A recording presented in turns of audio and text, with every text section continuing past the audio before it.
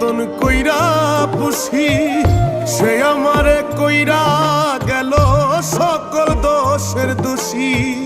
আমারে সে রাইখা গেল দুঃখের সাগরে, কলিজাটা করলো ক্ষত বিস্মা খানু তীরে। এই জীবনে দুঃখ দেয় যে তারে মনে পড়ে, আমায় ছাইড়া নিঠুর বন্ধু থাকে পরের ঘরে।